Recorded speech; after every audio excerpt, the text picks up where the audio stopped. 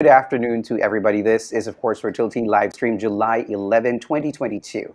IVF cycle planning, single embryo transfer versus double embryo transfer. Together, of course, with fertility specialists practicing in Adora Fertility, Brisbane, Dr. Oybek Rostimov. Just for everybody's information, of course, this afternoon, supposedly we'll be doing another round or one more last week, but unfortunately, we weren't able to do it. But definitely for the next coming days, we are continuing our promise that we'll be doing this daily live stream, daily fertility live stream for everybody's, of course, information. And also, after the presentation, do not hesitate to leave a comment or any message in the comment section where this live stream is being broadcasted across LinkedIn, Facebook, Twitter, YouTube, and other social media platforms. And those who are watching right now, you can also simply message us or send in your questions via rastamov.com.au, or simply type in your questions by sending a direct message to our official Facebook page. And disclaimer notice as well that different types of patients has different results. And for more accurate diagnosis on your concerns, you may refer and consult with your respective GPs or physicians. Everybody, let's welcome right now fertility specialist and clinical director, Dr. Oybek Rostimov. Good afternoon, Doc. Good afternoon, Jesse. Good afternoon, everyone. Thanks for joining this live stream, or if you're watching later on, thanks for watching the video. Today, we will discuss a very important step, which is deciding whether we are going to transfer only one embryo during the cycle or transfer two embryos. So this decision is made before starting IVF cycle. So the usually decision is made when we discuss with a patient, with a couple.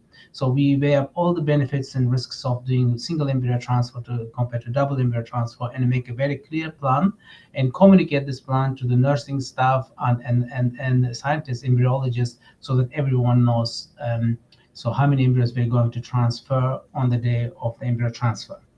So this decision is quite consequential. It is consequential in terms of the getting pregnant or getting implantation. Second, it is consequential in terms of safety of the pregnancy and, of course, well-being of children. So this is why it is very important as a couple and as clinicians, we weigh up all the benefits and risks of single versus double embryo transfer.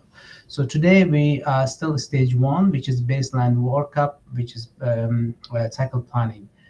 So okay, so this session we will conduct in the format of question and answer session. Essentially, as a couple, they ask various questions when they're actually deciding whether they wish to have a single embryo transfer or double embryo transfer. Equally, clinicians go through the similar thinking pattern in terms of deciding whether this couple should have a single embryo transfer or double embryo transfer. So we will cover 5 questions. The first question, of course, is in the mind of the couples that they think, can I have more children by transferring 2 embryos? Okay, so 1 embryo is 1 embryo. Yes, if I want to double my chance, should I actually transfer 2 embryos? Generally, the answer is no.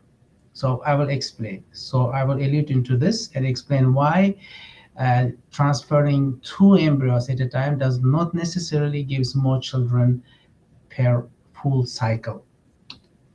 So the answer comes from this masterpiece in epidemiology or statistics or statistical modeling in IVF. So this actually publication authored, led by Dr. Steve Roberts from Manchester, is the foundational stone of how we analyze, how we model the data, statistical data in IVF. So, and this actually based on the data of 90,000 IVF cycles. And after very thorough systematic modeling, this publication give us an answer. So answer is you cannot get more children per cycle by doing 2 at a time. Actually, you may get more children by doing 1 at a time in general. So we will allude into it. So actually, this is a large database-based modeling, and and which was actually confirmed, finding of exactly same finding of this modeling was confirmed on meta-analysis of systematic reviews. This is also quite high quality research, although the number of patients were quite low here, but 1,300. But it confirmed what Dr. Steve Roberts and the team found on this large modeling study. Generally, if you do two embryo transfer in one go, you make it 30% more chance of success, but does not necessarily increase your overall number of kids you are going to have from the one single cycle of IVF. When we say one full single cycle of IVF, is one fresh cycle which involves stimulation and egg pickup and using of all resulted embryos. So that's the one full cycle. Let me illustrate in this example. Let us say a couple, Anne and Mike, decided to have IVF treatment, and they do IVF, ovarian stimulation, and egg pickup, and they fertilized the eggs and created the embryos. On the day 5 of their cycle, on blastocyst stage, they have got 3 top grade embryos. So all these top grade embryos are of high grade enough to be frozen or transferred. Let us say they got embryo A, embryo B, and embryo C. So without knowing the future of the embryo, let us assume we already know um, how which embryos are healthy. Let us say embryo A and embryo B has got full potential to become a baby. Whether you're transferring two at a time, one at a time, these embryos have a full potential provided the embryos were transferred in an optimal state, they can become baby. So let us say they're deciding whether they want to do double embryo transfer or single embryo transfer. So we simulate their thinking and their scenarios. Simulation one, they decided to do double embryo transfer. So by chance they picked these two embryos, embryo A and embryo B. They transferred, they had twins. Hopefully they didn't have any problem in pregnancy, and they have a healthy twins. So they could have chosen the embryo A by chance, embryo C, and they would have singleton pregnancy. So another possibility in this scenario when they decided to do double embryo transfer. So now we can see that when they transfer the third embryo, remaining embryo, in future in frozen cycle to have a third child, then this embryo didn't implant, because simply this embryo didn't have any chance or potential to become a baby. So this is why it didn't implant. So they now have got two kids.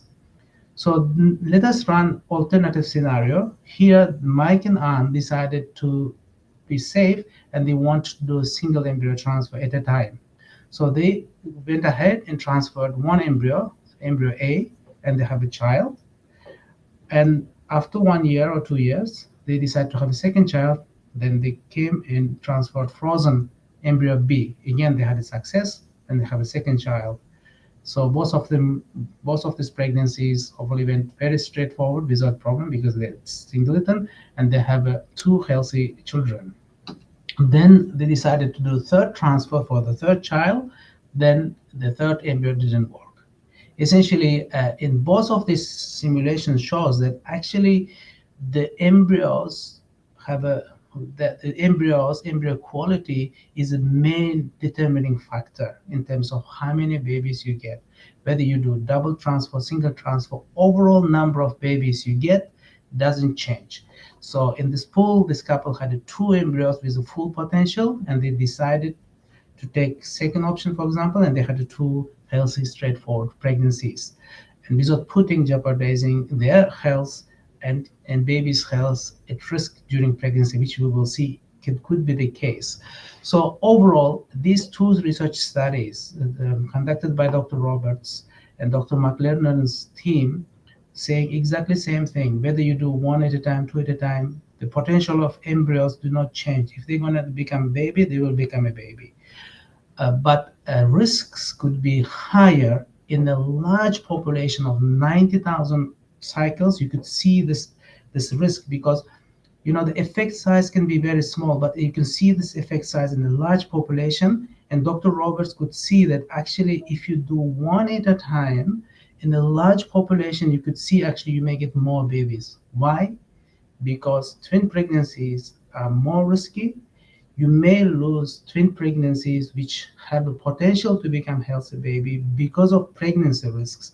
Implantation can happen, but because of high risk of late miscarriages, premature labor, preeclampsia, stillbirth, and early neonatal deaths, you may overall have a generally in general population less kids if you do two at a time. So this is why one at a time is safe for couples and safe for the healthcare to manage the pregnancies and overall safe for overall in the population. So that is very kind of definitive mathematical truth which came out from mainly Dr. Roberts' study, and the second it has been confirmed by Dr. McLernan and other studies later on. So okay, so now we have established this truth, which is you cannot get more kids by simply doing two at a time in the long run. So that is established. The second question couples can ask is, okay, so all good. Now, what are my odds of twin pregnancy if I transfer two embryos? Because they may say, I have a friend, I know someone, I've been to online groups, people are saying they're transferring two embryos all the time, but they're getting one one pregnancy. So, it may happen, but my chance is not high. Uh, the answer is the chance of odds of twin pregnancy if couples transfer two embryos is high. How high? Okay, again, we rely on uh, HFA, which is UK data of 4 years of IVF treatment cycles. As you know, in UK, tens of thousands of IVF cycles done every year, and 4 years, more than hundreds of thousands, 100,000 IVF cycles have been done. So, which means tens of thousands of couples had a double embryo transfer, and this data reliably shows that risk of having twin pregnancy is very high if two embryos transferred. How high? Okay, let us look at the data again. So this data graph shows if women at the age of 30, for example, or younger, transfer two embryos, then their chance of having twin pregnancy is 33%.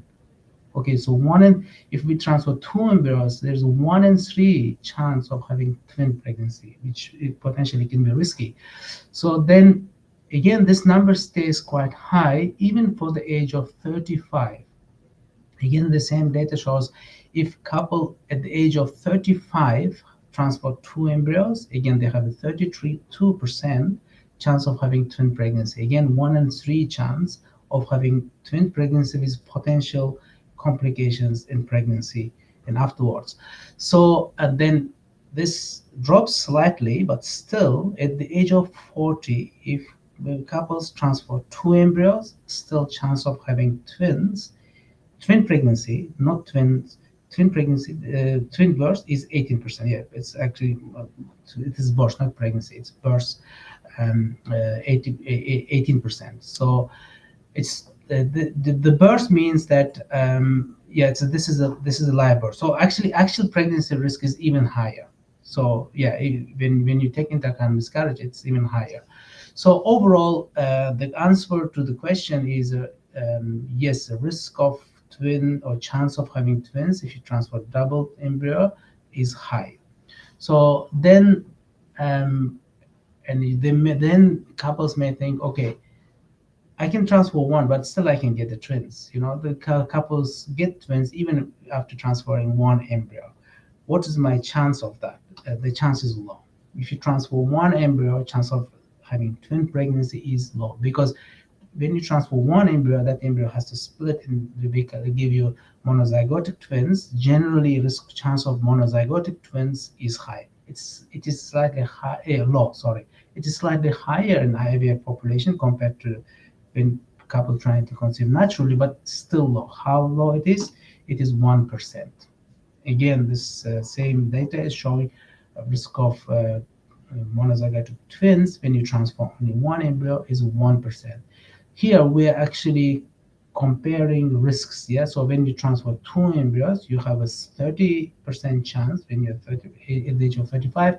When you transfer one embryo, you have only 1% chance. Certainly, single embryo transfer is much safer then and double embryo transfer. So then, fourth question is, we see the twin pregnancies all the time, which we see twin people all the time, and it doesn't seem to be very risky. Um, in general population, we can be biased. Yeah, when we see twins, when we know about twin pregnancies, we can be biased. We don't know how complex or complicated the twin pregnancies been for those couples. So, and without appreciating that, we think that okay, twins are safe. Actually, no. So the question answer to the question is twin pregnancy risky for me? Yes, absolutely, it is risky. Of course, many couples have a straightforward pregnancy without problems, but when you compare to the singleton pregnancies, twin pregnancy is much more risky. So much more risky for the patient themselves because it is associated with more risk of bleeding in first trimester, usually because of vanishing one of the twins. It can cause bleeding and more risk of having hypertension, pregnancy-induced hypertension in the second trimester, and more risk of preeclampsia in the third trimester, high risk of delivery complications, cesarean section, instrumental delivery, high risk of postpartum hemorrhage. So overall risk of twin pregnancy is high throughout the pregnancy for women, and actually it gets much higher in the third trimester and closer to the delivery. So compared to the singletons, it's certainly much risky. So the fifth question is, okay, is twin pregnancy risky for the babies? Yes, absolutely. It is much more risky for the babies than singleton pregnancy. So babies actually prefer to be, to be pregnant, for their moms to be pregnant one at a time, because of course they don't say that, but generally in terms of risk, let us say, because let us say look at the risks in the first trimester. Risk of miscarriage for each individual twin doesn't change. As we say, the embryos got their own potential. Most common reason for the miscarriage is embryo aneuploidy, so which means the embryos have chromosome errors. If you transfer two embryos, one of them have aneuploidy, and it may implant and carry on, then stop developing. So the twin pregnancy cannot change fate of that baby fetus, but fetus sitting there, depending on when it stops developing, may cause bleeding and may cause even trigger of the miscarriage if the fetus stop developing later on, especially later than 12 weeks of gestation when it's pretty much fully formed. So although most couples don't have any problems, um, so most couples might have a straightforward uh, pregnancy even if one of the twins stop developing. But generally, we're comparing here to singletons. Compared to singletons, yes, it can cause more problems in the first trimester, because late miscarriage, especially in couples, in women with a high risk of late miscarriage or premature labor, like in women with cervical incompetence, for example. So, and it certainly it increases risk of preterm birth. So, risk of preterm birth is significantly higher in twin pregnancy. For example, 60% twin pregnancies um, are born with a preterm birth, with prematurity.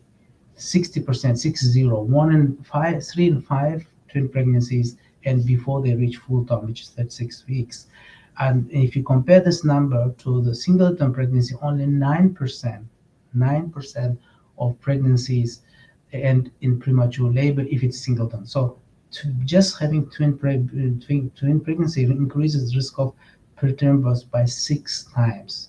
So, and preterm birth, of course, is associated with other problems for mom and fetuses. So then there's certainly higher risk of stillbirth and higher risk of neonatal death, especially if babies are born with preterm. So it is certainly twin pregnancies are much higher risk compared to a singleton pregnancy.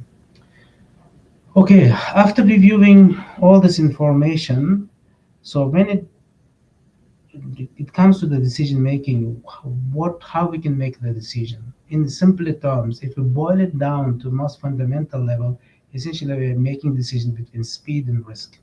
Speed means that if you transfer two at a time, so yes, there's a higher chance of pregnancy because two embryos with high potential can give you two pregnancies of twins. That is speed. It's trying to go very fast, and the risk is very high in pregnancy. So essentially, we're trading off the speed benefit of the speed of completing the family to the risk in pregnancy and after delivery if babies are prematurely born. So essentially, this is the decision. If it comes down to very simple algorithm, is deciding are we going to go very fast with the transfers, or we're taking one at a step at a time and making pregnancies safer and babies more healthier.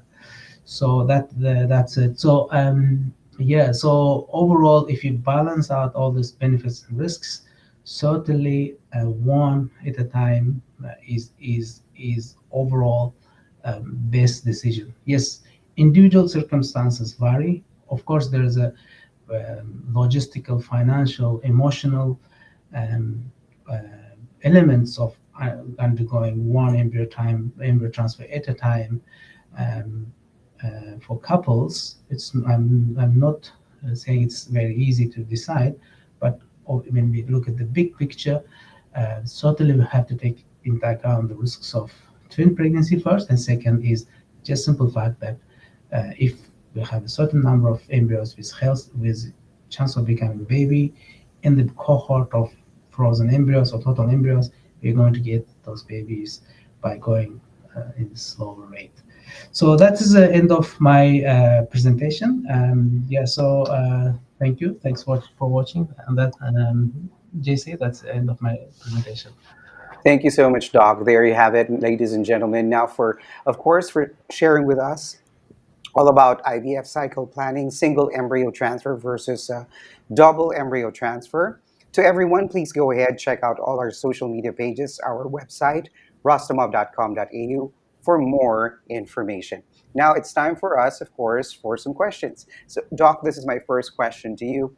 What are your thoughts on your opinion about transferring more than, two embryos? Yeah, so we just reviewed that the risks of having twin pregnancy, risks of triplets is very, very high. So the question is, what's the likelihood of triplet pregnancy or twin pregnancy when we transfer three embryos? So with each additional embryo transfer, chance of pregnancy increases by 30%. So let us say there are three embryos. Each of embryos got their own potential to become a baby or implant.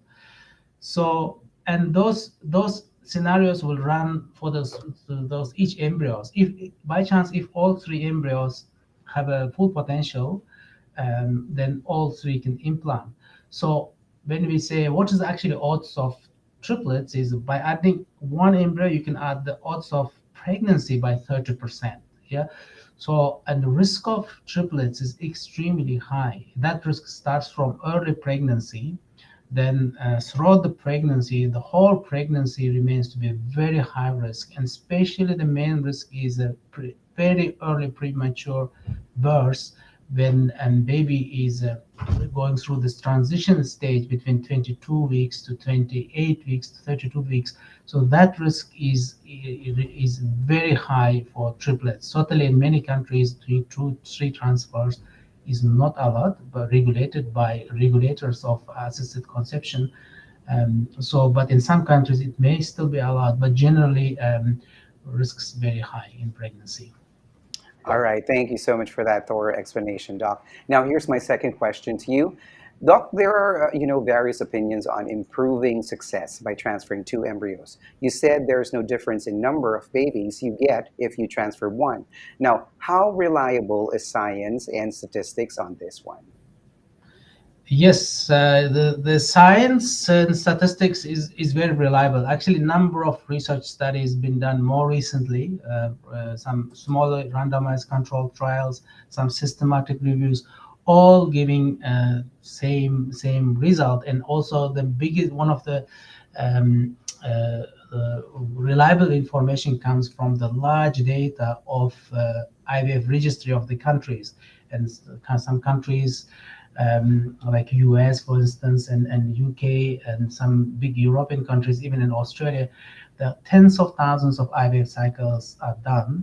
And these registers monitor the chance, odds of twin pregnancy or singleton pregnancy if is each transfer, and also in the cumulative chance in full cycle. And all of them give the same result. Yes, chance of conception is higher if you transfer two embryos, but overall chance of having kids using from the same cohort of embryos from index IVF cycle doesn't change. So, and of course, the most reliable, very detailed analysis has been done by Steve Roberts' group, which actually developed a model called EU model and embryo uterus model, which actually teased out the effect of embryo and the uterus and established that actually embryo effect is independent of uterus, which means whether you're transferring that embryo with two embryos in one cycle or transferring in future cycles one by one. So embryos effect or embryos